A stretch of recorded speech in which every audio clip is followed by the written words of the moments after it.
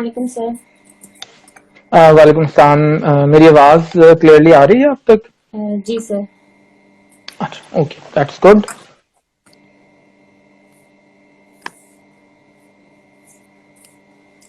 Sir so आज का session can you intermittent fasting start के है, आप सेशन? जी। स्टार्ट ले लें। Over to you okay, sir Momin. ठीक है। बिस्मिल्लाहिर्रहमानिर्रहीम। ओके जी, सो सबसे पहले I welcome all of you to this session of intermittent fasting. जैसे कि आप को पता है कि nutrition is one of the most important cornerstones of our health. So अगर हम एक अच्छा न्यूट्रिशनल स्टेटस एंजॉय करते हैं तो चांसेस बिकम वेरी हाई कि हम ओवरऑल एक अच्छा हेल्थ स्टेटस एंजॉय कर रहे होंगे। ओवरऑल जब हम पूरी दुनिया में आजकल डिजीज की बात करते हैं तो ब्रॉडली स्पीकिंग हम डबल बर्डन ऑफ डिजीज की बात कर रहे होते हैं। डबल बर्डन से मतलब ये है कि एक तरफ बहुत सारे कंट्रीज दुनिया में ऐसे हैं जो कम्युनिकेबल डिजीजेस से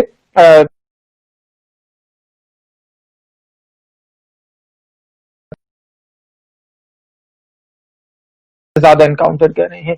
Pakistan unfortunately is one of those countries who is facing double burden of disease.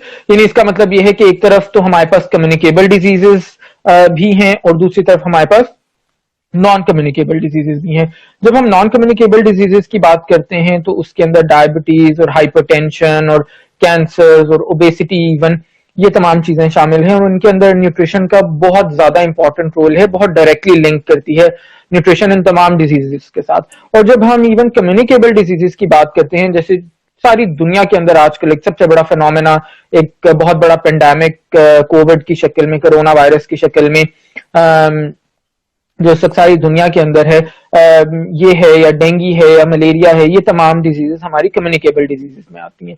तो इवन कम्युनिकेबल डिजीजेस के अंदर भी रिसर्च अब ये हमें डेमोन्स्ट्रेट करके दिखा रही है, ये प्रूव हो रहा है कि जिन लोगों का न्यूट्रिशनल स्टेटस बेटर होता है, जिन लोगों का न्यूट्रिशनल स्टेटस ऑप्टिमाइज्ड होता है, वो लोग अगर उनको इनमें से कोई डिजीजेस होती भी हैं तो वो ज्यादा बेहतर तरीके से इन डिजीजेस को कोप कर सकते हैं और ज्यादा बेहतर तरीके से उनका प्रोग्नोसिस होता है। और ऑन द अदर हैंड जो लोग जिनका न्यूट्रिशनल स्टेटस पुअर होता है, जिनकी इम्यूनिटी वीक होती है और उन लोगों को डिजीजेस के अगेंस्ट फाइट ऑफ करने की जो एबिलिटी है वो वीक होती है, उन लोगों का प्रोग्नोसिस नॉर्मली काफी पुअर होता है। हेंस कहने का मतलब यह है कि चाहे कम्युनिकेबल डिजीजेस हों या नॉन कम्युनिकेबल डिजीजेस हों, the role of nutrition is very very important. और न्यूट्रिशन इसलिए भी बहुत ज्यादा इंपॉर्टेंट है कि एक फीमेल जब एक्सपेक्ट कर रही होती है, इनफैक्ट उसके एक्सपेक्ट करने से पहले न्यूट्रिशन का जो रोल है वो बड़ा इंपॉर्टेंट वहीं से स्टार्ट हो जाता है, क्योंकि अगर वो एक अच्छे न्यूट्रिशनल स्टेटस के साथ कंसीव करेगी तो डेफिनेटली जो फीटल ग्रोथ है वो बेटर होगी और जो न्यू बॉर्न है उसकी हेल्थ बेटर होगी। और ऑन द अदर हैंड अगर ऐसी फीमेल है जिसका अपना न्यूट्रिशनल स्टेटस बहुत पुअर है या खराब है, अगर वो कंसीव करेगी तो डेफिनेटली उसके फिर effects long term as well as short term वो फीटस पे या न्यू बॉर्न बेबी के ऊपर भी आएंगे। सो ये इंपॉर्टेंस है न्यूट्रिशन की। बेसिकली आज का जो हमारा टॉपिक है that is basically intermittent fasting. और इंटरमिटेंट फास्टिंग जैसे कि आप में से बहुत सारे लोगों ने सुना होगा, मैं कोशिश ये करूंगा कि कम से कम टर्मिनोलॉजीज का इस्तेमाल करूं सो दैट लेमैन तक हमारी बात आसानी के साथ पहुंच सके। सो इंटरमिटेंट फास्टिंग बेसिकली एक ऐसी डाइट का नाम है जो हम नॉर्मली वेट को कम करने के लिए करते हैं और इसके अंदर जैसे नाम से पता चलता है फास्टिंग, सो इसके अंदर हम बेसिकली कुछ अरसे के लिए खाने पीने से गुरेज करते हैं। वो कुछ अरसा बेसिकली कुछ घंटों पर मुश्तमिल होता है। बहुत सारी वेरिएशंस हैं इंटरमिटेंट फास्टिंग की, उन पे भी हम बात करेंगे। क्या इसके कॉन्सिक्वेंसेस हैं, क्या ये हमारी वेट लॉस के लिए अच्छा है या नहीं है, और क्या हमें करना चाहिए या नहीं करना चाहिए, इसके साथ फिर हम इस सेशन को इंशाल्लाह कंक्लूड करेंगे। सो अगर हम स्टार्ट करें, सबसे पहले अगर टाइप्स की बात करूं तो इंटरमिटेंट फास्टिंग की 4-5 मेजर टाइप्स हैं। बहुत तरह की हैं बट जो मेजर टाइप्स हैं वो 4-5 तरह की हैं। सबसे पहले एक जो टाइप है, एक जो वेरिएशन है, उसका नाम है 16-8 डाइट। यानी 16-8 का मतलब यह है कि हम दिन में 8 घंटे के लिए सिर्फ खाते हैं या पीते हैं जो भी हम चाहें, और बाकी जो 16 घंटे हैं उसके अंदर हम फास्टिंग करते हैं, उसके अंदर अंदर हम रोजा रखते हैं, यानी हम कुछ खाते नहीं हैं, कुछ पीते नहीं हैं। और नॉर्मली ये होता है इसके अंदर कि हम सुबह 8 बजे से लेके दोपहर 4 बजे तक हम खा रहे होते हैं, और उसके बाद दोपहर 4 बजे से लेके अगले दिन सुबह 8 बजे तक की हमारी फास्टिंग होती है। यानी हमारे पास सिर्फ जो ले दे के विंडो ऑफ ईटिंग है वो हमारे पास सिर्फ 8 घंटे की, यानी सुबह 8 बजे से लेके दोपहर 4 बजे तक वो होती है। तो ये इसकी पहली और मैं समझता हूं सबसे ज्यादा इस्तेमाल होने वाली इसकी वेरिएशन या टाइप है। फिर इसकी जो दूसरी टाइप है उसका नाम है ईट स्टॉप ईट, यानी इस वेरिएशन के अंदर हम बेसिकली हफ्ते में 1 से 2 दिनों के लिए फास्टिंग करते हैं, और फिर 2 दिन, मिसाल के तौर पे अगर हमने मंडे को पूरा दिन फास्टिंग की है तो ट्यूसडे और वेडनेसडे हम नॉर्मल खा रहे होंगे, फिर थर्सडे को अगर फास्टिंग की है तो फ्राइडे और सैटरडे को हम नॉर्मल खा रहे होंगे, फिर संडे को हमने फास्टिंग की है तो अगले 2 दिन हम नॉर्मल खा रहे होंगे। तो इस तरह से हम एक दिन फास्टिंग करते हैं और 1 से 2 दिन हम नॉर्मल खाते पीते हैं। फिर थर्ड जो इसकी टाइप है उसका नाम है ऑल्टरनेट डे फास्टिंग। ये जरा ज्यादा रिस्ट्रिक्टिव टाइप है, जरा ज्यादा सवियर फॉर्म है। ऐसे लोग इसको अडॉप्ट करते हैं जो बहुत जल्दी, बहुत ड्रास्टिकली अपना वेट लॉस करना चाह रहे होते हैं। ऑल्टरनेट डे फास्टिंग के अंदर बेसिकली हम पूरे एक दिन में 24 घंटे का एक फास्टिंग विंडो होती है। 24 घंटे हम कुछ नहीं खाते, उसके बाद नेक्स्ट एक दिन हम नॉर्मल तरीके से गुजारते हैं, फिर अगले 24 घंटे हम फास्टिंग करते हैं। या अगर हम कुछ खाएं भी फास्टिंग वाले डे पे तो वो सिर्फ और सिर्फ 100 कैलोरीज तक होता है, इससे ज्यादा वो नहीं होता। यानी सादा अल्फाज में मैं अगर समझाना चाहूं तो वो मे बी हम दूध का एक ग्लास पी सकते हैं, वो भी सिर्फ और सिर्फ जो स्किम्ड मिल्क हो, क्योंकि वो तकरीबन एक ग्लास हमें 100 कैलोरीज देता है, एक कप, जिसको हम अपनी न्यूट्रिशन की लैंग्वेज में कहते हैं। सो इससे ज्यादा हम फास्टिंग डे के ऊपर कुछ नहीं खाते पीते, सिर्फ पानी हम पी सकते हैं। और सबको पता है जिन लोग का बैकग्राउंड है न्यूट्रिशन में, और अगर नहीं है तो उनके लिए मैं बता दूं कि पानी से हमें कोई एनर्जी नहीं मिलती। पानी हम जितना मर्जी पिए उससे हमें कोई कैलोरीज नहीं मिलेंगी, कोई एनर्जी नहीं मिलेगी डेली बेसिस के काम करने के लिए। या इवन अगर हम काम नहीं भी कर रहे, हम बिल्कुल रेस्ट के ऊपर हैं, सिर्फ सो रहे हैं पूरा दिन 24 घंटे, तो इवन सोने के लिए भी आपको कैलोरीज रिक्वायर्ड होती हैं, क्योंकि हर काम आपका बॉडी का जो प्रोसेसेस हैं, ब्रीदिंग से लेके डाइजेशन से लेके ब्रेन आपका 24 घंटे काम कर रहा है, हार्ट आपका 24 घंटे ब्लड पंप कर रहा है, तो इन तमाम चीजों के लिए एनर्जी कंटिन्यूसली रिक्वायर्ड होती है, चाहे आप अपने बिस्तर के ऊपर ही बैठे रहें। सो पानी पीने से हमें कोई एनर्जी नहीं मिलेगी। और इसी तरह से जो 100 कैलोरीज, जैसे मैंने कहा कि अगर हम फास्टिंग वाले दिन पे कंज्यूम करते हैं तो उसके अंदर भी 100 कैलोरीज किसी तरह से भी वो इनफ नहीं है, क्योंकि ऑन एन एवरेज, वैसे तो कैलोरी रिक्वायरमेंट्स बहुत सारे फैक्टर्स पे डिपेंड करती हैं, हमारे फिजिकल एक्टिविटी पे, हमारी एज पे, जेंडर पे, but on an average weight और हाइट पे भी एक एडल्ट मेल को 2500 कैलोरीज रिक्वायर्ड होती हैं और एक एडल्ट फीमेल को 2000 कैलोरीज एक दिन में रिक्वायर्ड होती हैं। सो उसमें अगर हम 24 घंटे में सिर्फ और सिर्फ 100 कैलोरीज लेंगे तो आप खुद अंदाजा लगा सकते हैं कि वो कोई 1/10 बनती हैं हमारे रिक्वायर्ड कैलोरीज का, या शायद उससे भी कम। तो ये इस वेरिएशन में होता है। फिर फोर्थ जो हमारी वेरिएशन है इंटरमिटेंट फास्टिंग के अंदर, उसका नाम है स्पॉन्टेनियस मील स्किपिंग। यानी स्पॉन्टेनियस मील स्किपिंग का मतलब ये है कि इस वेरिएशन में अगर हम वेट लॉस करने के लिए करते हैं तो हम जानबूझ के अपना कोई एक खाना, जो हम 3 मेजर मील्स लेते हैं, ब्रेकफास्ट, लंच या डिनर, वो हम मिस कर देते हैं। और नॉर्मली जो लोग इन डाइट्स को प्रमोट करते हैं वो आपसे कहते हैं कि आपने रात का खाना नहीं खाना, रात का खाना आपने मिस कर देना है, क्योंकि रात को जब आप खाना खाते हैं वो सही से डाइजेस्ट नहीं होता, उसके फौरन बाद आप सोने चले जाते हैं और उसकी वजह से आपका वेट गेन होता है और इनडाइजेशन होती है। सो इस कॉन्सेप्ट के ऊपर, जो कि बिल्कुल गलत है, इस कॉन्सेप्ट के ऊपर कहा जाता है कि आप अपना स्पॉन्टेनियस एक मील स्किप कर दें, और ज्यादातर जो एम्फेसिस होता है वो डिनर के ऊपर होता है। और आखिरी जो इसकी मेजर टाइप है उसका नाम है वॉरियर वेरिएशन या वॉरियर टाइप। इसके अंदर हम बेसिकली ये करते हैं कि हम कुछ रॉ फ्रूट्स या वेजिटेबल्स हम दिन में इस्तेमाल करते हैं, और उसके अलावा हम शाम 4 बजे अपना एक आखिरी मेजर मील ले लेते हैं। इसके बाद हम शाम 4 बजे के बाद कुछ भी कंज्यूम नहीं कर रहे होते, हम सिर्फ और सिर्फ फास्टिंग करते हैं। और दिन में भी हम जो ज्यादातर हमारा जो फोकस होता है वो सिर्फ और सिर्फ रॉ फ्रूट्स और रॉ वेजिटेबल्स के अंदर होता है। उस पे हम कोई प्रोटीन नहीं कंज्यूम करते, कोई कार्बोहाइड्रेट्स यानी चपाती, चावल, पास्ता ये चीजें कंज्यूम नहीं करते, फैट्स का इंटेक नहीं करते, सिर्फ और सिर्फ फ्रूट्स और वेजिटेबल्स का इंटेक करते हैं। और जैसे मैंने बताया शाम 4 बजे के बाद हम कुछ नहीं खाते, based on the fact, not on the fact, in fact based on the misunderstanding कि जनाब हम जब शाम के बाद, रात के बाद कुछ खाते हैं तो वो हमें वेट गेन करने में हेल्प करता है और हमारा मेटाबॉलिज्म स्लो डाउन हो जाता है। तो ये तमाम वेरिएशंस हैं इंटरमिटेंट फास्टिंग की। अब सबसे पहले अगर हम बात करें कि क्या इंटरमिटेंट फास्टिंग अच्छी है या बुरी है हमारे लिए, तो इसके अंदर जो बड़ा स्ट्रेट फॉरवर्ड चीजें याद रखने वाली हैं वो ये हैं कि नंबर 1, जो भी डाइट आपको स्पेसिफिक फूड्स को इंक्लूड करने के लिए कहती है, स्पेसिफिक फूड्स को एक्सक्लूड करने के लिए कहती है, तो आपको इमीडिएटली अलर्ट हो जाना चाहिए कि ये कोई फैड डाइट है। फैट नहीं, फैड डाइट, FAD, यानी फैट डाइट से मुराद एक ऐसी डाइट है जो साइंटिफिकली किसी प्रिंसिपल्स पे हम उसको फॉर्मुलेट नहीं करते, बल्कि हम शॉर्ट टर्म गोल्स, जिसमें ज्यादातर गोल हमारा वेट लॉस करने का होता है, उसकी बेसिस पे ये डाइट्स को हम इन्वेंट करते हैं, आई वुड से फॉर्मुलेट करते हैं। और बेसिकली इन डाइट्स का कोई भी शॉर्ट टर्म या लॉन्ग टर्म हमें कोई अच्छे इफेक्ट्स नहीं होते। शॉर्ट टर्म इफेक्ट सिर्फ और सिर्फ जिसको लोग अच्छा समझ के ऐसी डाइट्स को ब्लाइंडली फॉलो करते हैं वो वेट लॉस की सूरत में होता है, और ऐसा वेट लॉस बहुत ज्यादा टेम्पररी होता है, बहुत ज्यादा शॉर्ट टर्म होता है।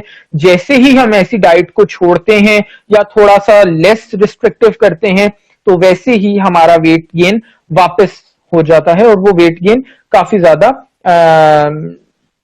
जितना पहले होता है उससे ज्यादा होता है। सो ऐसी डाइट कभी भी आपको नहीं करनी चाहिए।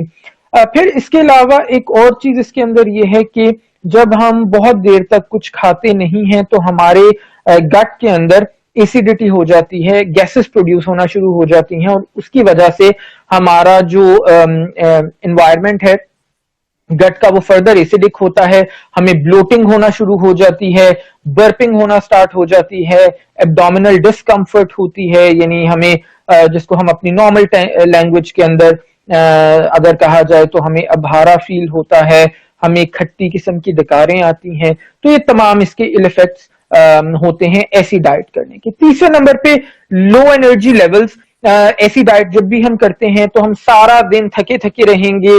उसकी बड़ी सिंपल सी रीजन है कि जाहिर है कि हम पूरे दिन के अंदर कुछ कंज्यूम नहीं कर रहे, सिर्फ और सिर्फ अगर 100 कैलोरीज ले रहे हैं या अगर नहीं भी ले रहे तो जाहिर है सारा दिन आपने रोजा रखा है, तो आपकी एनर्जी लेवल्स लो होंगे।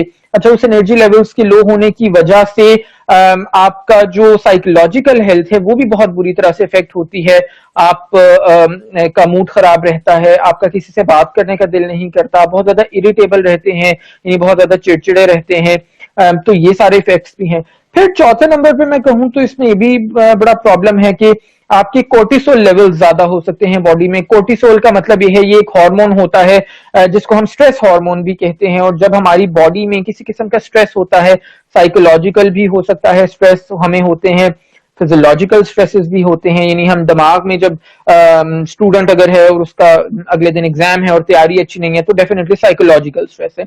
और फिजियोलॉजिकल स्ट्रेस क्या है, जब हमारा हम बीमार हैं फॉर एग्जांपल, या कोई इन्फेक्शन हुआ है, कोई डिजीज है, तो वो हमारा फिजियोलॉजिकल स्ट्रेस है। तो ऐसी सूरत हाल में कोर्टिसोल ज्यादा रिलीज होता है हमारी बॉडी में, और जब हम इंटरमिटेंट फास्टिंग करते हैं तो बहुत सारी रिसर्च स्टडीज ने प्रूव किया है कि हमारे कोर्टिसोल लेवल्स बहुत ज्यादा हाई रहते हैं।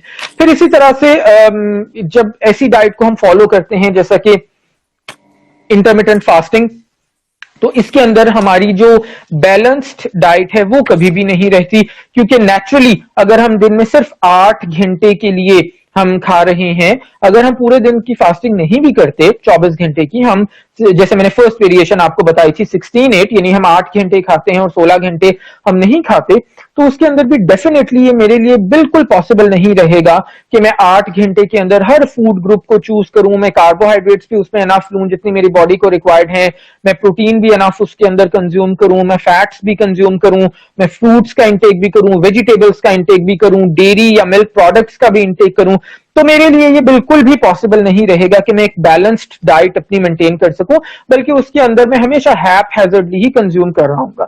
और इसके अलावा प्रैक्टिकली भी ये चीज हमें जहन में रखनी पड़ेगी कि लेट से मैंने 8 घंटे जो अपनी खाने पीने के रखे हैं वो सुबह 8 से शाम 4 तक है, उन 8 घंटों के अंदर मैं ऑफिस में हूं, या अगर मैं स्टूडेंट हूं तो मैं कॉलेज या यूनिवर्सिटी में हूं, या अगर एक हाउसवाइफ के पर्सपेक्टिव से भी देखें तो ये वो 8 घंटे हैं जिसके अंदर उसने मैक्सिमम काम करना है, खाना बनाना है, बर्तन धोने हैं, बाकी जो भी अगर कोई छोटे बच्चे हैं उनको संभालना है।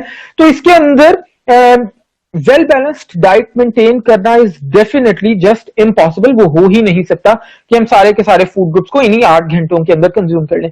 और अगर लेट से हम एक सेकंड के लिए सोच भी लें कि कोई बंदा ये क्लेम करेगा कि जी नहीं, मैं 8 घंटे बहुत है मेरे लिए, मुझे कोई खास काम नहीं है करने के लिए, मैं सारे के सारे फूड ग्रुप्स उसमें कंज्यूम करूंगा या करूंगी, तो इवन देन अगर आप अपना सारा फूड जो 24 घंटे के अंदर आपको स्प्रेड करके लेना है छोटे छोटे पोर्शंस में, वो अगर आप सारे का सारा 8 घंटों में लेंगे और अगले 16 घंटे आप बिल्कुल खाली पेट रहेंगे, तो उसके कॉन्सिक्वेंसेस के लिए हमें कोई बहुत साइंटिफिक माइंड नहीं चाहिए, कॉमन सेंस की बात है कि जब मैं 8 घंटे में ज्यादा खा रहा हूंगा, मुसलसल खा रहा हूंगा, तो मुझे नौजिया फील हो सकता है, मतली फील होगी, मुझे वॉमिटिंग भी हो सकती है, इसके अलावा एब्डोमिनल डिस्कम्फर्ट हो सकता है, मुझे डायरिया हो सकता है, एकदम से इतनी चीजें हबड़ दबड़ में हैपहैजर्डली खाने का, मेरी डाइजेशन खराब हो सकती है इतनी जल्दी खाने के नतीजे में।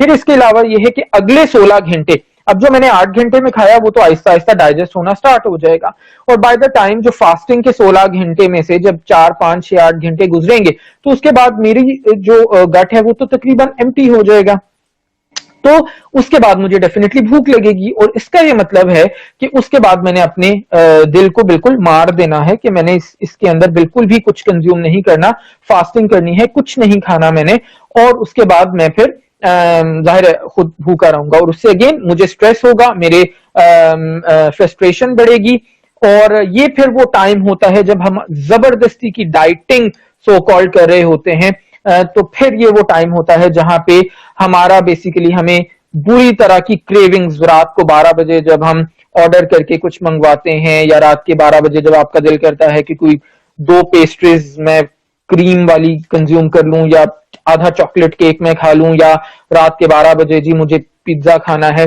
तो इस किस्म की क्रेविंग्स तब होती हैं जब हम बहुत रिस्ट्रिक्टिव डाइटिंग कर रहे होते हैं।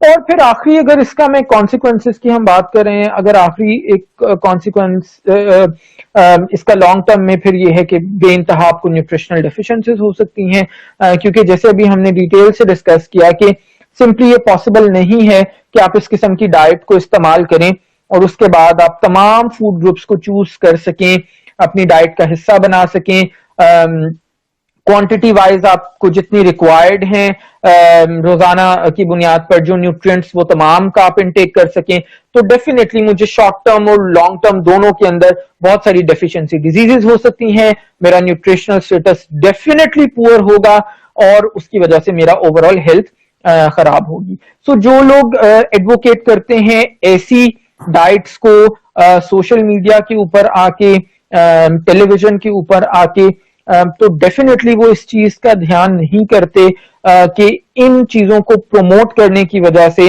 हमारी जो पॉपुलेशन है उसमें कितने लोगों का जो न्यूट्रिशनल स्टेटस है, हेल्थ स्टेटस है, वो डिटेरियोरेट हो सकता है, और कितने ज्यादा उसके कॉन्सिक्वेंसेस हो सकते हैं आपकी इल हेल्थ के नतीजे में। और डेफिनेटली हम सब बीइंग एडल्ट्स हम इस चीज को मानते हैं, समझते हैं कि सबसे जो बड़ी ब्लेसिंग आपके पास है वो आपकी when you enjoy good health, health से बढ़ के आपके पास कुछ भी नहीं है। तो किसी भी किस्म की आज की सेशन का जो मेरा टेक होम मैसेज है वो यही रहेगा कि किसी भी किस्म की ऐसी डाइट को जो ट्रेंड में हो, जो आपको सोशल मीडिया पे नजर आए, जिसकी एडवर्टाइजमेंट नजर आए, जिसको लोग प्रमोट करते हुए इलेक्ट्रॉनिक मीडिया पे सोशल मीडिया पे आपको नजर आए, वो डाइट आपने फॉलो नहीं करनी, क्योंकि वो डाइट आपकी हेल्थ के लिए कभी भी अच्छी नहीं हो सकती। और जब अब टिपिकली जाहिर है ये क्वेश्चंस आना शुरू हो जाएंगे कि जी वेट लॉस फिर कैसे किया जाए। आमतौर पे हमारे लोगों को शुरू से सिखाया ये जाता है, समझाया ये जाता है कि वेट लॉस करने का मतलब ये है कि आपने अपने आप को भूखे रह के मारना है, और जितना भूखा रहेंगे जाहिर है आप उतना कम खाएंगे और उतना कम आपका वेट गेन होगा, जो एक बहुत बड़ी गलतफहमी है। और अगर आप लोगों का साइंटिफिक या न्यूट्रिशन में बैकग्राउंड नहीं है, तो खास तौर पे उन लोगों को मैं बताना चाहूंगा कि कभी भी भूखा रह के आप अपना वेट लॉस नहीं कर सकते, क्योंकि जब हम बहुत कम कैलोरिक इनटेक करते हैं तो हमारी बॉडी स्टारवेशन मोड में चली जाती है। हमारी बॉडी ये सेंस कर लेती है कि मुझे एक्स्ट्रा कैलोरीज या एनर्जी नहीं मिलनी, और जो भी एनर्जी मुझे मिल रही है उसको मैं कंजर्व करूं, जो भी मुझे वाइटल प्रोसेसेस के लिए एनर्जी चाहिए वो मैं किसी भी तरह से उन कैलोरीज को, उस एनर्जी को वेस्ट ना होने दूं, और एज अ रिजल्ट हमारा जो मेटाबॉलिज्म है वो स्लो डाउन हो जाता है, वो डिसेलरेट हो जाता है, और हमारा वेट बजाय इसके कि हम लूज करें वो वेट हमारा गेन होना स्टार्ट हो जाता है।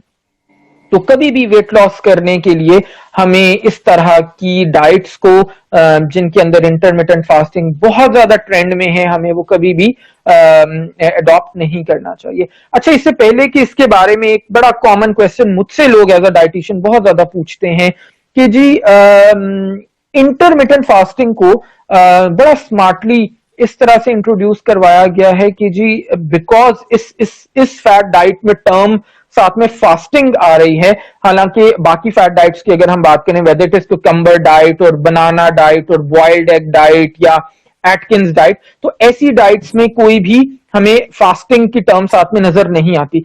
तो इस डाइट को इंट्रोड्यूस कराने में बड़ा स्मार्टली ये सोचा गया कि फैट डाइट भी हो, नाम भी उसका इतना अट्रैक्टिव या इतना केयरफुली चूज करें कि लोग उसके लिए they would fall easily for that diet. तो मुझसे बहुत सारे लोग ये पूछते हैं कि भाई हम नॉर्मली भी तो फास्टिंग करते हैं रमजान में जैसे, तो वहां पे तो हमने हमेशा ये कहते हुए लोगों को सुना है या बड़ों को बात करते सुना है, या इवन टेलीविजन पे लोग आके बात करते हैं कि ये तो हमारी हेल्थ के लिए बहुत अच्छी है, तो जब हम इंटरमिटेंट फास्टिंग करते हैं तो आप उसके अगेंस्ट क्यों हैं? और ये बड़ा वैलिड क्वेश्चन है और ये बेइंतहा लोग मुझसे करते हैं। तो उसका आंसर जो है वो बड़ा सिंपल सा है। देखिए, जो हमारी ट्रेडिशनल फास्टिंग है, चाहे वो हम रमजान की बात करें या हर रिलीजन के अंदर फास्टिंग है, उसके जाहिर ड्यूरेशन और जो बाकी कुछ एस्पेक्ट्स हैं वो डिफर कर सकते हैं, बट है हर रिलीजन में फास्टिंग। सो अगर हम उस ट्रेडिशनल फास्टिंग की बात करें जो जैसे हम रमजान में करते हैं, उसके अंदर और इंटरमिटेंट फास्टिंग के अंदर जमीन आसमान का फर्क है। तो देयर इज नो डाउट कि जो हम ट्रेडिशनली फास्टिंग करते हैं वो हमारे लिए बहुत ज्यादा हेल्दी है, हेल्पफुल है, बेटर है हमारी न्यूट्रिशनल स्टेटस के लिए, हमारी हेल्थ के लिए, और ये जो इंटरमिटेंट फास्टिंग है वो नहीं है। अब ऑब्वियस क्वेश्चन है कि ऐसा क्यों है? कर तो हम दोनों में फास्ट रहे हैं, हम भूखे ही रह रहे हैं, तो उसमें कुछ डिफरेंसेस हैं। So if you allow me, तो वो मैं कुछ डिफरेंसेस बताना चाहूंगा। सबसे पहले अगर हम बात करें जो हमारी ट्रेडिशनल फास्टिंग है, it gives us a sense of self realisation. ठीक है, ट्रेडिशनल फास्टिंग का गोल ये होता है कि हम एक अपनी सेल्फ रियलाइजेशन करें, हम थोड़ा सा डिवाइन पावर के करीब हों, अल्लाह के करीब हों, हम अपने आप को एक बेहतर इंसान बनाएं। ऑन द अदर हैंड जो हमारी इंटरमिटेंट फास्टिंग है उसका आप सबको पता है, ये कोई ढकी छुपी बात नहीं है कि इंटरमिटेंट फास्टिंग हम इसलिए नहीं करते कि हम कोई ज्यादा नेक हो जाएं, हम ज्यादा बेहतर इंसान हो जाएं या हम अल्लाह के करीब हो जाएं। इंटरमिटेंट फास्टिंग हम करते हैं भाई इसलिए कि मुझे वेट लॉस करना है। इसका ये बड़ा सिंपल सा एक डिफरेंस है। तो यहीं पे आपको डिफरेंस नजर आना शुरू हो गया। दूसरा ये कि जो हमारी ट्रेडिशनल फास्टिंग होती है, it's a way to celebrate. ठीक है, हमें पता है कि जी इस मंथ में ब्लेसिंग ज्यादा हो जाती हैं, हम कोशिश करते हैं हम ज्यादा अच्छे काम करें, ज्यादा नेकी के काम करें, so it gives us a sense of celebration as well. And again on the other hand जो हमारी इंटरमिटेंट फास्टिंग है, उसके अंदर हम सिर्फ और सिर्फ फिक्रमंद होते हैं किसके बारे में? बॉडी वेट के बारे में। तो सुबह शाम दोपहर रात हम जैसे वो हमें फिजिशियंस दवाई खाने के लिए देते हैं सुबह दोपहर शाम, तो उसी तरह सुबह दोपहर शाम और मे बी रात और मे बी उसके भी बाद और फिर मे बी उसके भी बाद हम दिन में 6-8 बार अपना बॉडी वेट चेक कर रहे होते हैं कि ओके इतने घंटे फास्टिंग की थी तो बॉडी वेट इतना है, तो अब नेक्स्ट जो मैंने फास्टिंग करनी है वो इससे इवन विंडोज जो हैं वो मैंने कम ज्यादा भी करनी है। ईटिंग विंडो मैंने 8 घंटे से कम करके 6 घंटे कर देनी है और फास्टिंग विंडो मैंने 16 घंटे से बढ़ा के 18 घंटे कर देनी है, अगर मेरा स्केल मुझे ये नहीं बता रहा कि मेरा डिजायर्ड रिजल्ट्स 5 दिन में, 6 दिन में, 10 दिन में मुझे इतने मिल रहे हैं। फिर तीसरे नंबर पे ये है कि जो हम ट्रेडिशनल फास्टिंग करते हैं उसके अंदर हमें किसी किस्म का डर नहीं होता। जब हम इंटरमिटेंट फास्टिंग करते हैं तो बैक ऑफ द माइंड हम हमेशा डर के वो इंटरमिटेंट फास्टिंग करते हैं, और वो डर किस चीज के, वो वेट लॉस करने का डर है। और जब भी ऑलवेज रिमेंबर, एक बहुत बड़ा हमारे लोगों की जो मिसकॉन्सेप्शन है वो ये है कि वेट लॉस करने के लिए सिर्फ डाइट ही इंपॉर्टेंट है। वेट लॉस करने के लिए डाइट भी इंपॉर्टेंट है और आपकी साइकोलॉजिकल हेल्थ भी बेहद इंपॉर्टेंट है।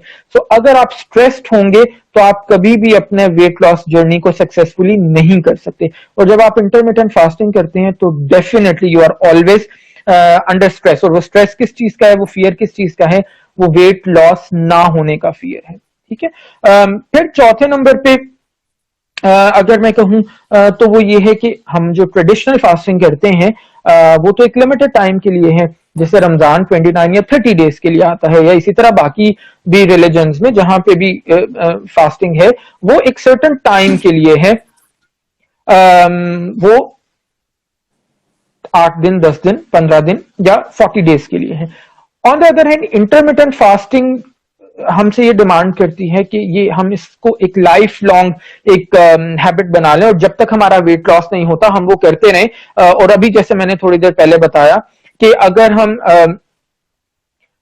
हमारा टारगेट वेट अचीव नहीं हो रहा तो हम उस फास्टिंग विंडो को बढ़ाते चले जाएं, और डेफिनेटली वो हमारी हेल्थ के लिए बिल्कुल भी अच्छा नहीं है।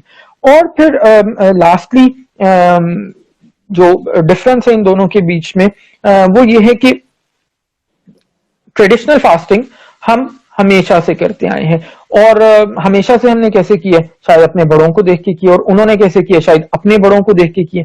दैट इज समथिंग इनबिल्ट, वो हमारी डेली लाइफ का एक पार्ट एंड पार्सल है कि साल के इन स्पेसिफिक दिनों में या इन मंथ्स में, वो कुछ रिलीजन्स में मून की फेजेस के हिसाब से है, हमारे पास इस्लामिक कैलेंडर के हिसाब से है, या जैसे जैसे भी।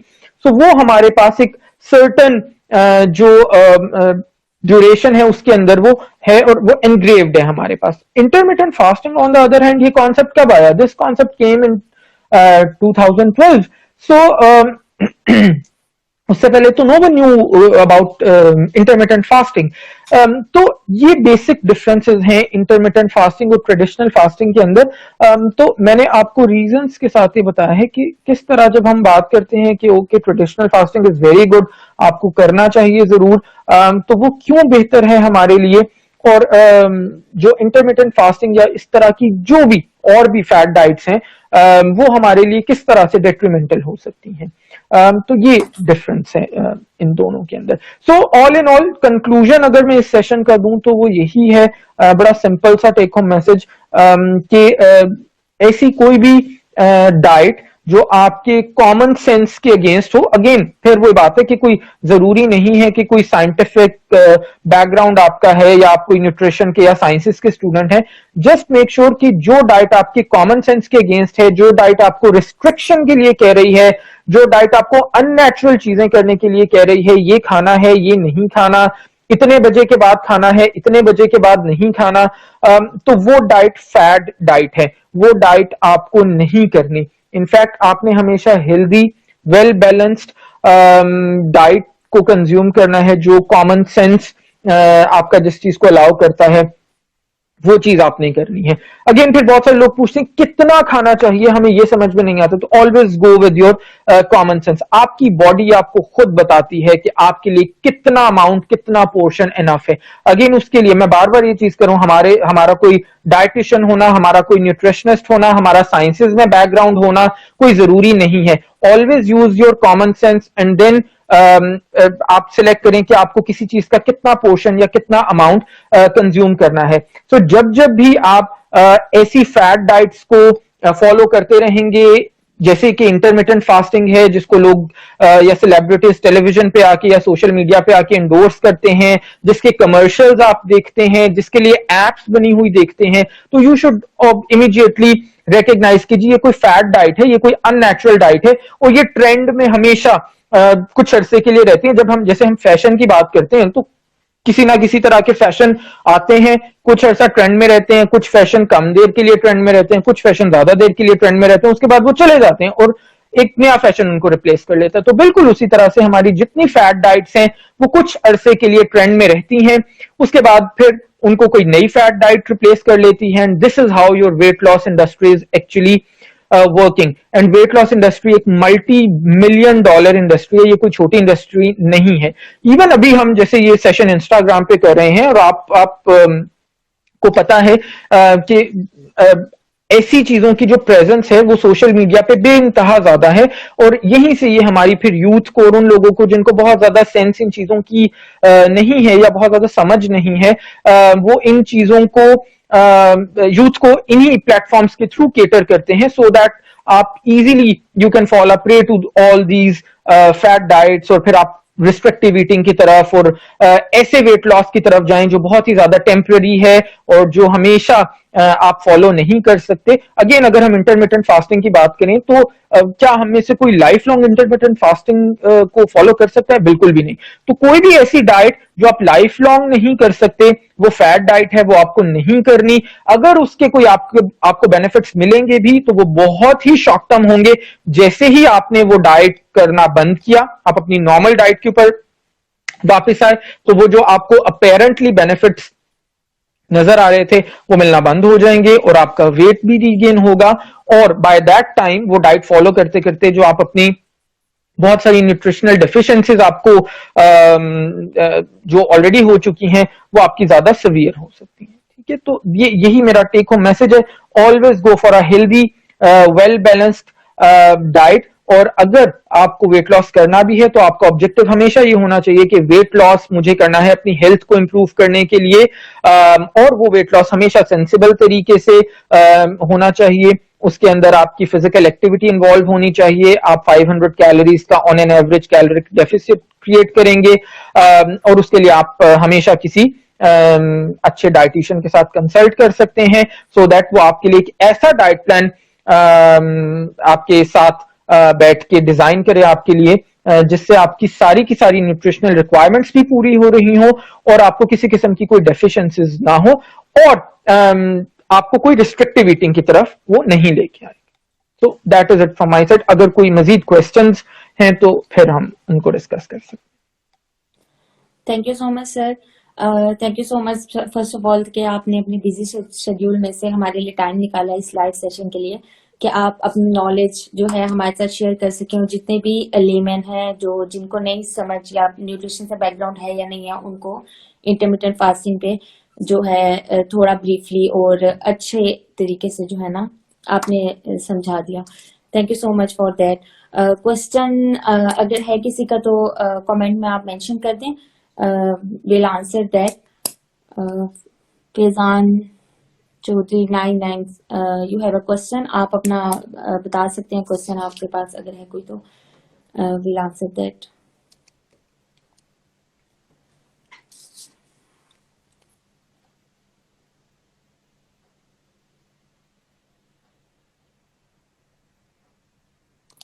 अच्छा सर, इनका क्वेश्चन है how should intermittent fasting be used in conjunction with resistant training to maximise muscle growth and fat burning. Okay, हम उनको कैसे यूज कर सकते हैं इंटरमिटेंट फास्टिंग को? ठीक है। सो अगर आप फैजान चाह रहे हैं कि आपका मैक्सिमम मसल ग्रोथ हो और उसके साथ साथ फैट बर्निंग भी हो, तो अगेन उसके लिए आपको कोई इंटरमिटेंट फास्टिंग करने की जरूरत ही नहीं है। मसल ग्रोथ के लिए दो चीजें इंपॉर्टेंट होती हैं। सबसे पहले तो हमारा अप्रोप्रिएट प्रोटीन इनटेक होना चाहिए, और जो हमारी रीसेंट एविडेंस है उससे हमें पता चला है, और जो गाइडलाइंस कहती हैं वो ये है कि जो मोस्ट आपकी ऑप्टिमल मसल ग्रोथ है, जो मैक्सिमम मसल ग्रोथ है, वो आपकी होती है 2 ग्राम्स पर KG body weight per day के ऊपर। यानी फॉर एग्जांपल अगर किसी इंडिविजुअल का बॉडी वेट 80 किलोग्राम्स है, सो उसको दिन में 80 multiplied by 2 equals to 160 grams protein maximum, अगर वो इतना कंज्यूम करेगा तो उसकी मैक्सिमम मसल ग्रोथ होगी। बहुत सारे लोग इसके बियॉन्ड, इससे ज्यादा जाके कंज्यूम करते हैं, बट रिमेंबर वो एक्स्ट्रा प्रोटीन वेस्ट जा रहा है, उससे आपकी एडिशनल मसल ग्रोथ नहीं होगी। सो एक चीज तो हो गई आपका अप्रोप्रिएट प्रोटीन इनटेक। दूसरा, आपका मसल्स को ग्रो करने के लिए भी चाहिए होता है स्टिमुलस, और वो स्टिमुलस आपके पास आता है by doing right kind of exercises. और जाहिर है वो राइट काइंड ऑफ एक्सरसाइजेस करने के लिए आपके जो जिम ट्रेनर्स हैं वो आपका बेस्ट गो टू पर्सन है, जो आपको ये गाइड करेंगे कि आपने मसल ग्रोथ करनी है तो आपको किस किस्म की एक्सरसाइज करनी चाहिए जिससे आपकी मसल ग्रोथ मैक्सिमम हो। As far as fat burning is concern, तो जैसे अगर आप एक्सरसाइज करते हैं, फिजिकल एक्टिविटी में इन्वॉल्व हैं, और जो आपके क्वेश्चन से लग रहा है कि आप if you are a gym goer, तो आप एक्सरसाइज कर रहे हैं, exercise helps your body to lose fat. तो जब आप एक्सरसाइज करेंगे तो आपके फैट बर्निंग नेचुरली होगी, और उसके अंदर फिर डेफिनेटली ये है कि आपने जो अपना फैट है, जो डाइटरी फैट है, वो आपने चूज करना है फ्रॉम हेल्दी सोर्सेज, जिसके अंदर ओमेगा 3 ओमेगा 6 आपकी डाइट में इंक्लूडेड होने चाहिए। ओलिव ऑयल का आप इस्तेमाल कर सकते हैं, फैटी फिश को आपको रेगुलरली इस्तेमाल करनी चाहिए, once a week across the year. ये भी बहुत बड़ा मिसकॉन्सेप्शन है कि गर्मियों में हमें फिश कंज्यूम नहीं करनी चाहिए। तो जो इंटरनेशनल रिकमेंडेशन है वो ये कहती हैं कि आपको ट्वाइस अ वीक फिश इस्तेमाल करनी चाहिए, एक मरतबा वीक में, पूरा साल एक मरतबा वो फैटी फिश हो और एक मरतबा वो व्हाइट फिश होनी चाहिए। तो this is what you can do to maximise muscle growth and fat burning. एक नेक्स्ट क्वेश्चन है sir, any quick solution for lower abdomen fat diet या अच्छा, ओके, अच्छा, ये भी एक it's a very good question and it's a question which I get all the time. सबसे पहले तो एक बहुत बड़ी मिसकॉन्सेप्शन मैं क्लैरिफाई करना चाहूंगा, और उसी में इनका आंसर भी कवर हो जाएगा। बहुत सारे लोग ये पूछते हैं कि जी हमें स्पॉट रिडक्शन करनी है, और स्पॉट रिडक्शन में जो मैं अपनी क्लिनिकल प्रैक्टिस से अगर मैं एक्सपीरियंस से बताऊं तो 2 मेजर एरियाज हैं जो लोगों को बहुत ज्यादा इरिटेट करते हैं, एक एब्डोमिनल एरिया और दूसरा नेक का जो रीजन है। बहुत सारे लोग कहते हैं कि जी हमारी गर्दन बहुत मोटी है, व्हाट वी वांट इज कि उसकी वजह से डबल चिन हो रही है और नजर आ रही है, तो हमें ये चाहिए, हमें कुछ ऐसा बता दें डाइट में जी हमारी नेक एरिया रिड्यूस हो जाए। एब्डोमिन वाला बहुत ज्यादा कॉमन है। कोई भी बंदा, चाहे वो डाइटिशियन हो या कोई भी और पर्सन हो, हेल्थ केयर प्रोवाइडर या टेलीविजन पे अपीयर होने वाला कोई सेलिब्रिटी या कोई भी इंसान, जो आपको ये कहता है कि फलानी चीज का आप इनटेक करें, उससे आपका एब्डोमिनल फैट रिमूव हो जाएगा, वो बंदा आपसे झूठ बोल रहा है। डाइट के अंदर कोई ऐसी चीज नहीं है जो खाने से आपकी स्पॉट रिडक्शन होती है। Remember this. बहुत सारे लोग इस गलत फहमी में बहुत सारी चीजों का इस्तेमाल करते हैं, जिसके अंदर कलौंजी, जीरा, अदरक, लीमू का इस्तेमाल है, शहद का इस्तेमाल है, ग्रीन टी का इस्तेमाल है। ये तमाम ऐसी चीजों को इस्तेमाल कर रहे होते हैं कि जी सुबह निहार मुंह उठ के आप एक ग्रीन टी के कप में लीमू डाल के इस्तेमाल करें, शहद इस्तेमाल करें, उससे आपके पेट की चर्बी पिघल जाएगी। तो ऐसा कोई फिनोमेना एग्जिस्ट नहीं करता। इस तरह से आपकी कोई स्पॉट रिडक्शन नहीं होती। सो पहली चीज तो ये है। बल्कि स्पॉट रिडक्शन क्या, कोई भी चीज खाने से या कोई भी चीज पीने से आपका ऐसे वजन कम नहीं होता। तो ये चीज हमें समझने की जरूरत है। अगर आप चाहते हैं कि लोअर एब्डोमिनल एरिया आपका हैवी है, वो रिड्यूस हो, तो उसके लिए आपको प्लैंक्स करने हैं, आपको एक्सरसाइज करनी है। प्लैंक सबसे बेहतर है आपके लोअर एब्डोमेन के लिए। सो वो अगर आप रेगुलरली करें तो उससे डेफिनेटली आपका जो लोअर सेक्शन है एब्डोमेन का, वो डेफिनेटली इम्प्रूव होता है वो जो आपको डिजायर्ड रिजल्ट्स हैं। अगर आप कंसिस्टेंटली एक्सरसाइज करेंगे तो वो डेफिनेटली आपको डिजायर्ड रिजल्ट्स मिलेंगे। बट जैसे मैंने कहा कि कोई ऐसा फूड नहीं है, और ये मैं साइंटिफिक बेसिस पे कह रहा हूं, ये मैं कोई मैंने जितनी बातें अपने सेशन में की हैं वो तमाम साइंटिफिक एविडेंस की बेसिस पे की हैं, गाइडलाइंस की बेसिस पे की हैं। मैंने किसी टेलीविजन से सुन के या किसी गूगल से 4 लफ्ज पढ़ के मैंने बातें नहीं की।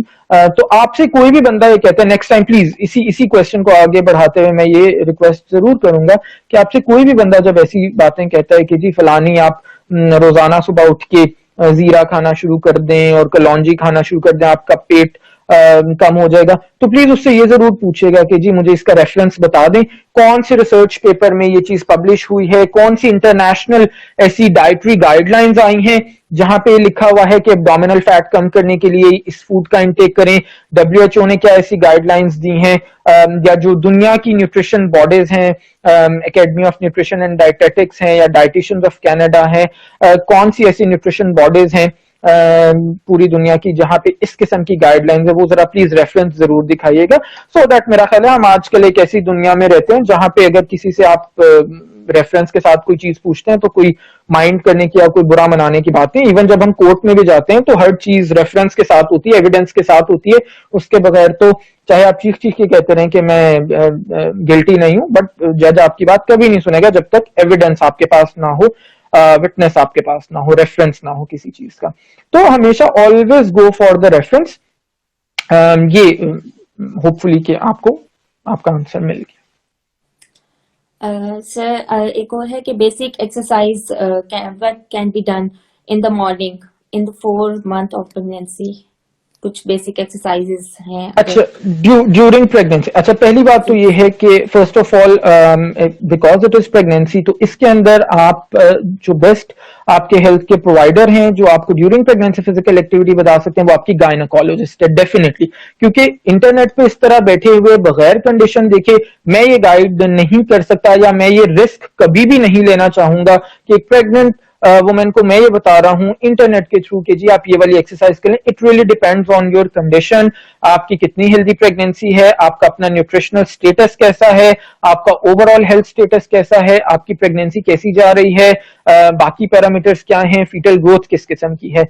तो प्लीज आस्क योर गायनेकोलॉजिस्ट, क्योंकि जाहिर है वो आप उनके पास रेगुलरली एंटीनेटल विजिट्स के लिए जाती होंगी, वो बेस्ट पर्सन है जो आपको इस कंडीशन के अंदर एक्सरसाइज के लिए गाइड कर सकते हैं। ठीक है, ओके, वंस इंशाल्लाह ताला you will be done with your pregnancy, फिर मैं आपको फर्दर आप मुझसे पूछें तो मैं डेफिनेटली आपको इवन इंटरनेट पे भी गाइड कर दूंगा। ड्यूरिंग प्रेगनेंसी डेफिनेटली इस तरह की चीज गाइड करना बिल्कुल भी मुनासिब नहीं है without meeting the patient in person, without assessing your condition. एक और है इंटरमिटेंट फास्टिंग के रिलेटेड क्वेश्चन है कि can we go for any junk food और कार्ब फुल मील इन और eating window of intermittent fasting. अच्छा, बिल्कुल। देखें, प्रॉब्लम ये है कि जब आप अपने आप को रिस्ट्रिक्ट करते हैं फूड से, तो जो विंडो आपको मिलेगी खाना खाने के लिए उसके अंदर नेचुरली आपकी क्रेविंग बहुत ज्यादा बढ़ी होगी। ये बात को जहन में रखें। जब आपको पता है कि आपने सिर्फ सुबह 8 से लेके शाम 4 बजे तक आपने खाना खाना है, चाहे आप उसमें जो भी कंज्यूम कर रहे हैं, वो 8 घंटे का यूज फिर आप मैक्सिमम करना चाहेंगे। और उसके अंदर चाहे वो कार्बोहाइड्रेट्स हो चाहे वो जंक फूड हो, ऑलवेज रिमेंबर कि नॉर्मल कंडीशन में जितना आपने खाना था you will and up eating more than that. ठीक है, तो अगर आप ये पूछ रहे हैं कि मैं खा सकता हूं या नहीं खा सकता, ये आपको वो लोग इसकी परमिशन देंगे जो इंटरमिटेंट फास्टिंग को प्रमोट करते हैं। मैं तो प्रमोट ही नहीं करता, मैं तो फर्स्ट हैंड ये कहता हूं कि इंटरमिटेंट फास्टिंग करनी ही नहीं है। अगर आप कर रहे हैं it's again at the end of the day, मैंने तो बता दिया कि ये ठीक है, ये साइंटिफिक बेसिस पे ठीक है, ये चीज नहीं ठीक। Still if you want to do it तो डेफिनेटली उन 8 घंटों के अंदर मेरा तो यही सजेशन रहेगा कि you should have some carbohydrates at least. आपकी चपाती या चावल आपने जरूर उसके अंदर कंज्यूम करने, क्योंकि अगले 16 घंटे को सपोर्ट करने के लिए आपकी बॉडी में कुछ ना कुछ फ्यूल जरूर होना चाहिए, और हमारा जो प्राइमरी फ्यूल है बॉडी का वो हमारे डेफिनेटली कार्बोहाइड्रेट्स हैं। इसकी मिसाल बिल्कुल इसी तरह से है कि अगर आप सहरी करते हुए आप कहते हैं कि जी मैं ओके क्योंकि मुझे वेट लॉस करना है तो मैं सिर्फ एक स्लाइस खा लूंगा, बस इसके अलावा मुझे कुछ नहीं खाना, तो डेफिनेटली आपकी एनर्जी लेवल्स बहुत जल्दी लो हो जाएंगे। ऑन द अदर हैंड अगर हम एक healthy full of energy full of nutrients अगर हम एक सहरी करते हैं सुबह 4 बजे भी अगर हम करते हैं तो हम एटलीस्ट जोहर तक हम बड़ा अच्छा हमारे एनर्जी लेवल्स मेंटेन रहते हैं। जोहर के बाद जाके हम थोड़ा सा डाउन होना शुरू होते हैं, बाय द टाइम डाइजेशन काफी हद तक हो जाती है। तो ये चीज मैं जरूर कहूंगा कि अगर आप इंटरमिटेंट फास्टिंग, जो अगेन मैं प्रमोट बिल्कुल नहीं कर रहा, लेकिन अगर आपकी चॉइस है आप करते हैं तो डेफिनेटली आपको उन 8 घंटों में कुछ कार्बोहाइड्रेट का इंटेक जरूर करना चाहिए, चाहे वो चपाती हो, चाहे वो चावल हो, वो पास्ता हो। अच्छा अगेन इन्हीं के क्वेश्चन के साथ रिलेट करते हुए एक और फर्दर चीज भी मैं यहाँ पे क्लैरिफाई कर दूं। बहुत सारे लोग मुझसे पूछते हैं एज अ डाइटिशियन कि जी चावल खाने से हमने सुना है कि हम मोटे होते हैं, सो मैंने क्योंकि वेट लॉस करना है तो मैं चावल खाना बंद कर दूं, या मैंने 2 साल से पेशेंट केम टू मी जिसने मुझे कहा कि जी मैंने पिछले 2 साल से चावल नहीं खाए क्योंकि मुझे डर है कि मेरा वेट गेन ना हो जाए।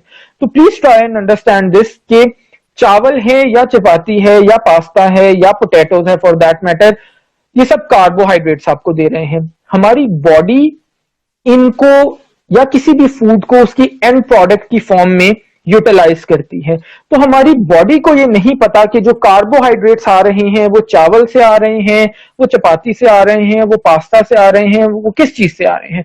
At the end of the day उन कार्बोहाइड्रेट्स ने जाके ब्रेक डाउन होना है इनटू सिंपलर यूनिट्स जो ग्लूकोज हैं, और उस फॉर्म में ही हमारी बॉडी ने उसको यूटिलाइज और एब्जॉर्ब करना है।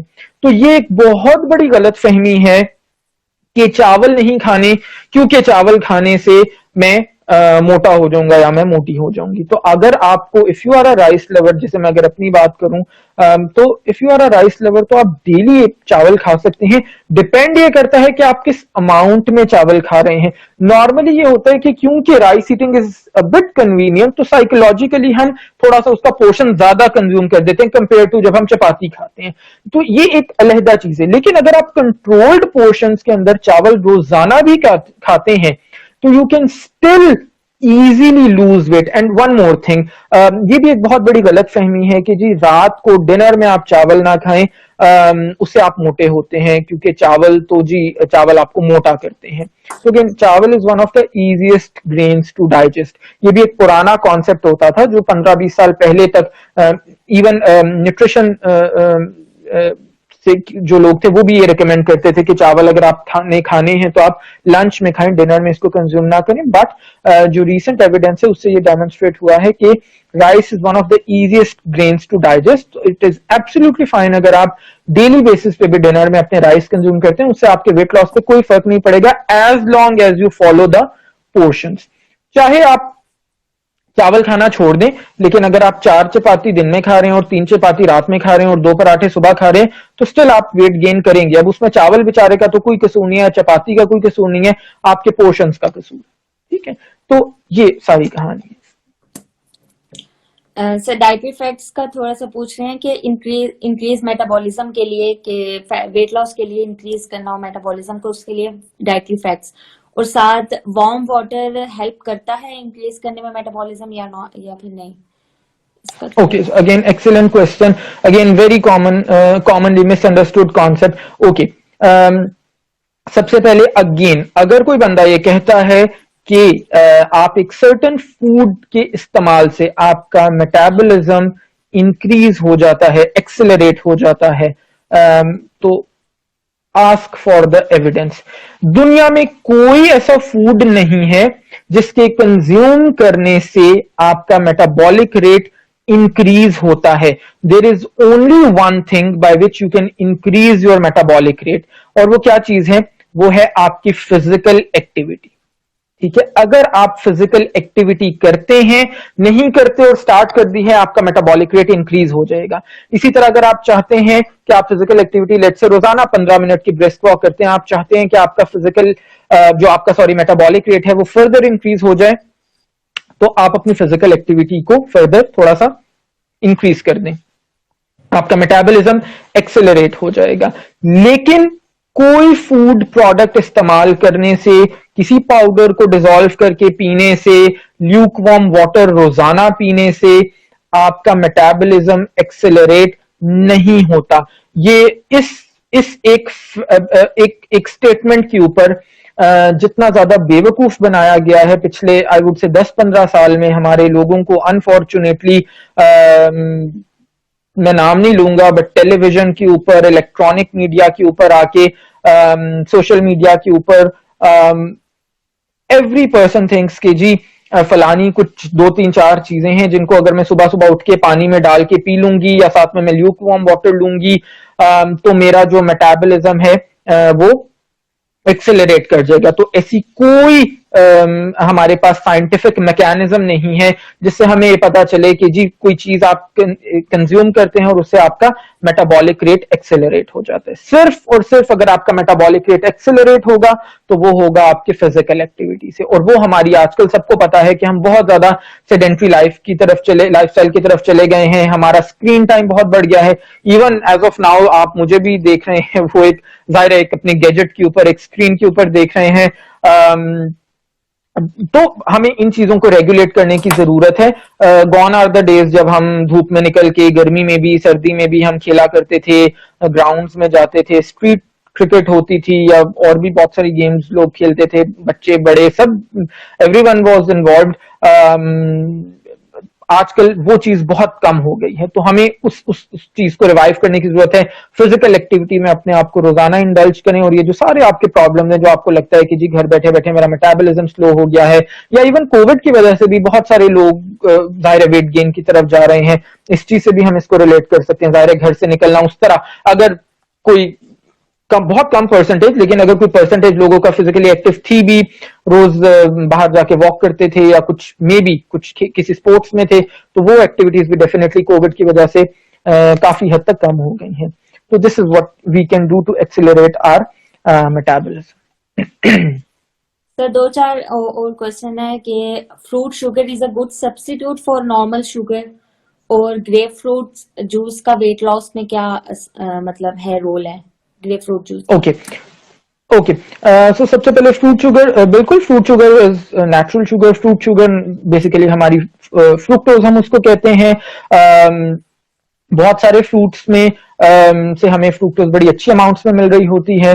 तो अगर आप अपनी जो रिफाइंड शुगर है, व्हाइट शुगर है, आई वुड ऑलवेज सजेस्ट कि आप उसको बिल्कुल मिनिमम कर दें अपनी डाइट से। बहुत बेहतर है अगर आप निकाल दें, लेकिन डेफिनेटली अगर आप यूज टू हैं तो ऐसा नहीं है आज मैं आपको कहूं और कल से आप उसको अपनी डाइट से कंप्लीटली निकाल पाएंगे, ये पॉसिबल नहीं है और ना ऐसा करने की जरूरत है। अगेन फिर आप जितना जल्दी आप किसी चीज को करने की कोशिश करते हैं उतनी क्रेविंग्स आपकी बढ़ती हैं। तो आप उसको स्लोली उसका इंटेक कम करें और फिर आहिस्ता आहिस्ता आप उसको over a period of time आप उसको अपनी डाइट से निकाल के उसको रिप्लेस कर लें ब्राउन शुगर के साथ, जो हमारी ट्रेडिशनल जो हम गुड़ है या शक्कर है, या अगर आपको प्योर ऑर्गेनिक हनी जो कि आजकल मिलना बहुत बहुत मुश्किल है, बट अगर आपको अवेलेबल है आप उससे उसको रिप्लेस करें तो वो बहुत बेहतर ऑप्शन है।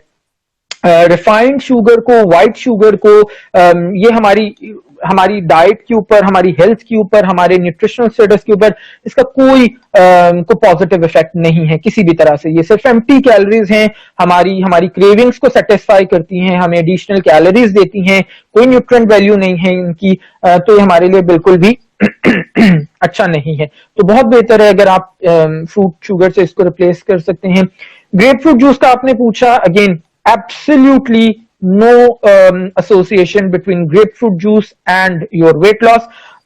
कुछ ऐसी रिसर्च स्टडीज जरूर हुई हैं जिन्होंने ये देखा है, जिनमें ये देखा है कि जी ग्रेपफ्रूट जूस जब कंज्यूम करते हैं तो कुछ वेट लॉस हुआ है, लेकिन वो एनिमल बेस्ड स्टडीज में। रिमेंबर, एनिमल बेस्ड स्टडीज और ह्यूमन बेस्ड स्टडीज डिफरेंट होती हैं, ह्यूमन स्टडीज डिफरेंट होती हैं।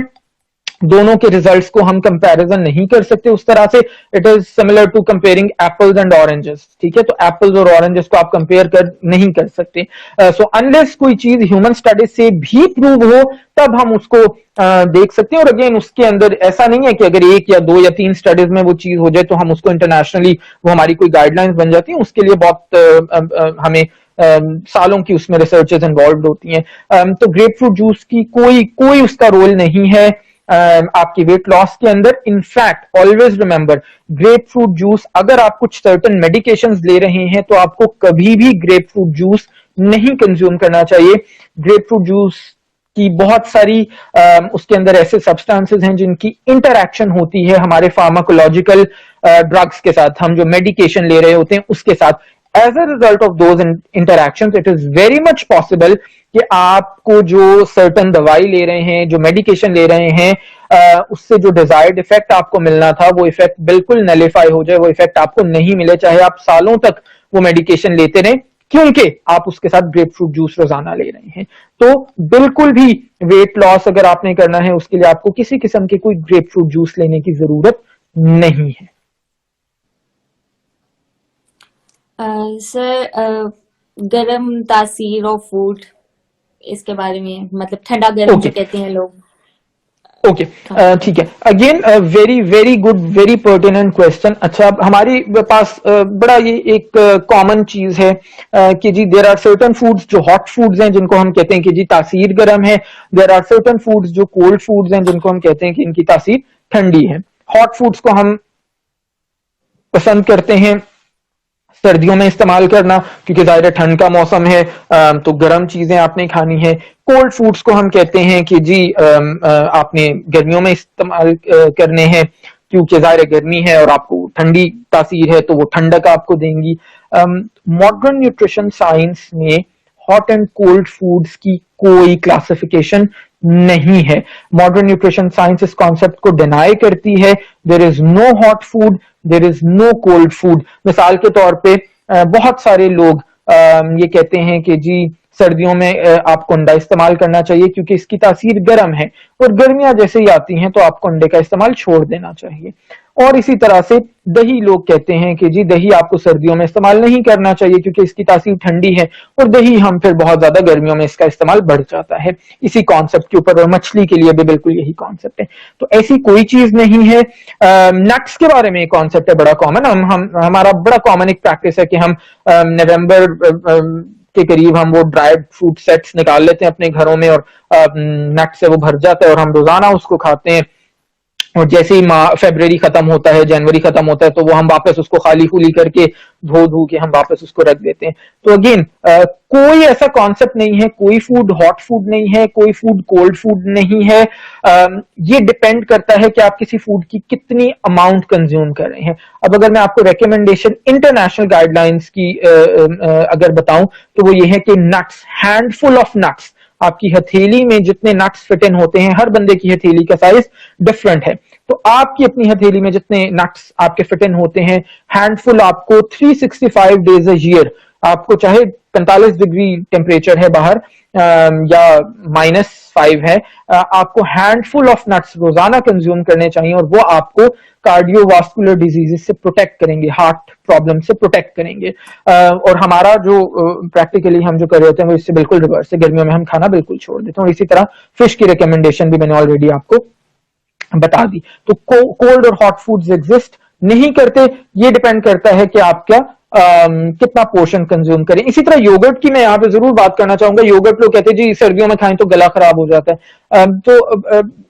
इसका बिल्कुल सिंपल सा सोल्यूशन है, आपको जब कंज्यूम करना है उससे आधा घंटा पहले फ्रिज से निकाल के बाहर रख दें, and then you can consume it naturally. आप कोई भी चीज सर्दियों में फ्रिज से निकली हुई आपको अच्छी नहीं लगती जाहिर है, और वो आपको आपके लिए उसको हैंडल करना, डाइजेस्ट करना कंफर्टेबल नहीं होता। तो आप रूम टेम्परेचर पे उसको कंज्यूम करें। बट योगर्ट इज समथिंग आपको जो डेली बेसिस पे कंज्यूम करना चाहिए, खासतौर पे एज अ कम्युनिटी हमारा जो मिल्क इनटेक है वो बहुत कम है, तो उसमें it's a very good source of calcium अगर आप योगर्ट डेली कंज्यूम करते हैं। सर, प्रेगनेंसी में जैसे हम मना कर देते हैं कि अंडा नहीं खाना, गर्म होता है, ये चीज नहीं खानी, गर्म है ठंडा, तो वो फिर बिल्कुल गलत है, बिल्कुल गलत है। There is no reason why you should not. In fact I always, अच्छा ये भी फिर इसके साथ ही मैं भी बता दूं, बहुत सारे लोग जी एग वाइट खा लेते हैं, प्रोटीन है जी, प्रोटीन तो एग वाइट से आ रहा है, बाकी योग छोड़ दें, योग गर्म है। तो again I always say this, egg is your natural multivitamin, और वो सारी की सारी जो न्यूट्रिशनल वैल्यू है वो तो आपकी योक में है। प्रोटीन एग वाइट से तो आपको सिर्फ प्रोटीन आ रहा है, ठीक है। तो बाकी अगर आपने सारी न्यूट्रिशनल वैल्यू कंप्लीट एग की एंजॉय करनी है तो वो तो फिर आपका होल एग से ही आपको मिलेगी, जब आप उसके साथ में योक भी उसका लेंगे। तो फिर आपको उसके एक्चुअल बेनिफिट्स मिलेंगे। तो आप जरूर होल एग एक रोजाना कंज्यूम करें। इवन सो मच सो अब इंटरनेशनल गाइडलाइंस हमें ये कह रही हैं कि patients suffering from cardiovascular diseases even they can have 5 eggs a week daily, 5 whole eggs week, sorry weekly, daily मैंने कह दिया weekly, 5 whole eggs per week वो खा सकते हैं, यानी हफ्ते में 5 दिन, 2 दिन वो कंज्यूम ना करें, हफ्ते में 5 दिन। इवन अगर आपको कोई कार्डियोवास्कुलर डिजीजेस हैं तो आप उनको, ये इंटरनेशनल गाइडलाइंस हमें बता रही हैं, आप 5 दिन हफ्ते में फिर भी होल एग्स कंज्यूम कर सकें। अच्छा, इसके साथ साथ मैं ये भी बता दूं, बहुत सारे लोग अगर पहली बार उन्होंने मुझे देखा है या ये सेशन ज्वाइन करें और ये क्वेश्चंस बड़े अच्छे इंटरेस्टिंग भी आ रहे हैं, बहुत सारे इनमें से जो क्वेश्चंस हैं उनके आंसर्स मैं अपनी यूट्यूब वीडियोस के अंदर ऑलरेडी बड़ी डिटेल के साथ दे चुका हूं। डॉक्टर अब्दुल मोमिन डाइटिशियन के नाम से मेरा यूट्यूब चैनल है। आप जस्ट डॉक्टर अब्दुल मोमिन भी सर्च करेंगे यूट्यूब पे जाके तो बिल्कुल फर्स्ट आपको जो लिंक मिलेगा वो मेरे चैनल का ही है। तो you can go to that channel, you can subscribe. उसके अंदर इस वक्त कोई 500 से ज्यादा वीडियोस हैं, जिसमें बहुत सारे मेरे लेक्चर्स भी हैं न्यूट्रिशन के, जो जाहिर है थोड़ा सा स्टूडेंट्स के लिए और जिन लोगों का न्यूट्रिशन या साइंटिफिक बैकग्राउंड है उनके लिए ज्यादा है। बट कुछ 300 के करीब मेरी वीडियोस हैं जो मैंने ले मैन के पॉइंट ऑफ व्यू से बनाई हैं, बिल्कुल सादा अल्फाज में, जो मैंने यही जो हमारी गलत फहमियां हैं, यही जो कॉन्सेप्ट्स हैं, इनके ऊपर मैंने बात की है। और वो उर्दू में भी हैं वीडियोस, और वो वीडियोस और इंग्लिश में भी हैं। तो जो भी लैंग्वेज से आप कंफर्टेबल हैं, आप उर्दू में भी सुन सकते हैं, आप इंग्लिश में भी सुन सकते हैं। सो आप उस चैनल को भी जाके जरूर सब्सक्राइब करें, डॉक्टर अब्दुल मोमिन डाइटिशियन। आप यूट्यूब पे सर्च करेंगे तो इजीली आपको वो फर्स्ट लिंक मिल जाएगा। और इनमें से बहुत सारे क्वेश्चंस के आंसर्स ऑलरेडी मैं वहां पे दे चुका हूँ। रेगुलरली भी मैं कंटेंट अपलोड वहां पे करता रहता हूँ। सो अगर आप उस चैनल को फॉलो करते रहेंगे तो आपको आपके टाइम के साथ साथ सारे आंसर्स इंशाल्लाह मिल जाएंगे। सर एक लास्ट क्वेश्चन है कि cold milk early in the morning मतलब ले सकते हैं या नहीं? और ये भी कहते हैं कि hot milk during cold night, मतलब रात के सोने के टाइम गर्म दूध पिए का वो मसल्स के लिए अच्छा होता है। तो इसका भी बता दें थोड़ा सा। अच्छा, ओके ओके। मिल्क आप लें, आप जिस फॉर्म में भी, कुछ लोगों को ठंडा पसंद है, कुछ लोग उसको थोड़ा सा ल्यूक वार्म करके लेते हैं। आपको जिस फॉर्म में पसंद है आप लें। मैं तो I always go with my common sense. अगर ठंड है, जैसे आजकल सर्दी का मौसम है, तो उसमें डेफिनेटली बहुत ज्यादा जो ठंडा है, कोल्ड मिल्क वो को ज्यादा कंफर्टेबल नहीं लगता, तो इट्स बेटर आप उसको थोड़ा सा ल्यूक वार्म लें। अगर ल्यूक वार्म लेट से पसंद नहीं है तो आप जस्ट रूम टेम्परेचर वाला उसको ले लें। जो मसल्स की बात पूछे, नहीं, उसका कोई स्पेसिफिकली मिल्क का टेम्परेचर चेंज करने से कोई मसल की ग्रोथ के ऊपर कोई स्पेसिफिक उसका इफेक्ट नहीं है। हाँ, milk definitely it's a very good source of protein. एक सर्विंग जब आप मिल्क की लेते हैं तो आपको तकरीबन 8 ग्राम्स प्रोटीन मिल जाता है, और वो प्रोटीन बड़ा हाई क्वालिटी प्रोटीन है। तो जो जिम गोअर्स हैं और जो people who want to build muscle, उनके लिए it's a very good option, जरूर लेना चाहिए। कैल्शियम का एक्सीलेंट सोर्स है। फीमेल्स को minimum 3 cups of milk daily लेना चाहिए, खास तौर पे अपनी कैल्शियम रिक्वायरमेंट्स को पूरी करने के लिए, सो दैट ऑस्टियोपोरोसिस का जो बहुत बड़ा प्रॉब्लम फीमेल्स के अंदर खास तौर पे है, मेल्स में भी है बट फीमेल्स में ज्यादा होता है, तो सो दैट उससे उसको प्रिवेंट किया जा सके।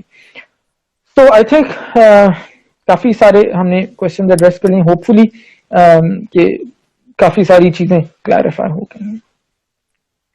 सर बस एक लास्ट क्वेश्चन है, बाकी तो हो गए हैं सारे आंसर। कि warm water with lemon in water, जो सुबह कहते हैं कि गर्म पानी में आप नींबू डाल के ले लें, तो उससे नी जॉइंट्स और पेन, नी और जॉइंट्स में पेन होता है, तो इसका कोई है लिंक? नहीं, इसका कोई एसोसिएशन नहीं है। अगर आपको पेन है जॉइंट्स में, तो उसके लिए आपको अपनी डाइट के अंदर 2 चीजें ऐड करनी है। एक तो ओमेगा 3 फैट्स, जो आपको नट्स से मिल सकते हैं, जो आपको फिश से मिल सकते हैं, जो आपको ओलिव ऑयल से मिल सकते हैं, और दूसरा you should be consuming a diet rich in antioxidants, जो आपको फ्रेश फ्रूट्स के इस्तेमाल से और फ्रेश वेजिटेबल्स के इस्तेमाल से आएंगे। तो ये 2 चीजें हेल्पफुल हैं, बट अगेन हेल्पफुल हैं। मैं ये बिल्कुल नहीं कह रहा कि अगर आप ये 2 चीजें लेंगे तो आपकी जॉइंट्स की जो पेन है या नी की जो आपको प्रॉब्लम है वो आपका ये 2 चीजें करके खत्म हो जाएगा। ये आपको हेल्प करेगा डेफिनेटली। इसके लिए जो स्पेसिफिक जाहिर है आपका डायग्नोज जो भी प्रॉब्लम है, मस्कुलोस्केलेटल डिसऑर्डर्स होते हैं ये, वो जो भी आपका आर्थराइटिस है, मे बी ऑस्टियोआर्थराइटिस है या रूमेटॉइड है, जो भी जाहिर है वो पेशेंट का एग्जैक्टली देखना होगा। उसके साथ वो आपको आपका जो ट्रीटमेंट है वो भी लेना पड़ेगा। उसके अंदर अगर आप फिर ओमेगा 3 फैट्स को ऐड करते हैं और एंटीऑक्सीडेंट्स को ऐड करते हैं तो वो आपको डेफिनेटली ट्रीटमेंट में सपोर्ट करेंगी ये दोनों चीज। That's all from questions. Thank you so much sir, आपका टाइम आपने निकाला लाइव सेशन के लिए। और वेलकम वेलकम।